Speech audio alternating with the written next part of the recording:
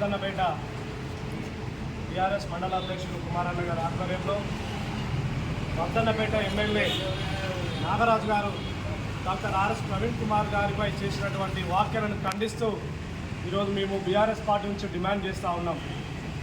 అయ్యా నాగరాజు గారు, మీరు ఏ వ్యక్తి గురించి మాట్లాడుతున్నారో మీరు ఒకసారి ఆలోచించుకొని మాట్లాడాల్సినంత అవసరం ఉన్నది. ఎందుకంటే డాక్టర్ ఆర్ఎస్ ప్రవీణ్ కుమార్ గారు ఓఎస్డీగా చేసినప్పుడు మీరు ఇక్కడ ఒక ఎస్ఐ అంటే మీరు చేసే డ్యూటీ కార్యక్రమాలలో ఈరోజు మీరు బ్రతుకున్నారంటే కారణం డాక్టర్ ఆర్ఎస్ ప్రవీణ్ కుమార్ గారు అని మీ నోటి వెళ్ళి చాలాసార్లు మీరు చెప్పడం జరిగింది.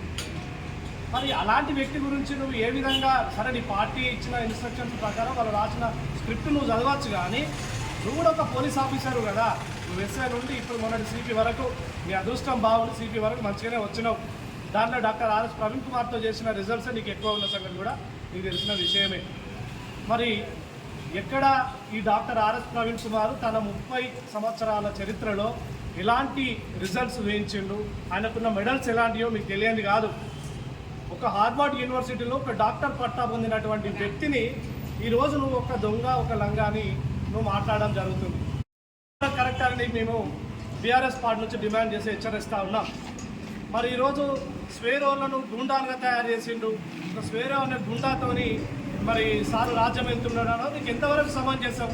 మరి నువ్వు ఇక్కడ ఒక డీసీపీగా చేసినావు కదా వరంగల్లో కూడా, నువ్వు ఎంతమంది స్వేరోల మీద రౌడీ షీటర్లు ఓపెన్ చేసినావు నువ్వు ఒకసారి ఆ చిట్ట బయటికి తీసుకురా. నువ్వు అన్న మాటలను కనుక వెంటనే వెనక్కి తీసుకొని డాక్టర్ ఆర్ఎస్ ప్రవీణ్ కుమార్ గారికి కనుక నువ్వు క్షమాపణ చెప్పకపోతే నిన్ను ఇప్పటివరకు కూడా నువ్వు ఒక బహుజన బిడ్డగా నేను మేము మంచిగానే గౌరవిస్తున్నావు, ఒక అధికారిగా నిన్ను గల్లీలలో ఎక్కడ కూడా నిన్ను తిరగనివ్వమని మేము ఇక్కడ బీఆర్ఎస్ పార్టీ నుంచి మేము డిమాండ్ చేసి హెచ్చరిస్తూ ఉన్నాం. మీకు కొంచెమైనా తెలిసి ఉండాలండి, ఈరోజు స్వేరోయిజంతో ఒక మాలవత్తున్న ఒక తండాలో కనీసం అగ్గిపెట్ట కొనుక్కునే స్థితిలో లేని తాండా నుంచి ఈరోజు ఎవరెస్ట్ శిఖరం వరకు ఎక్కింది ఒక స్వేరో బిడ్డ.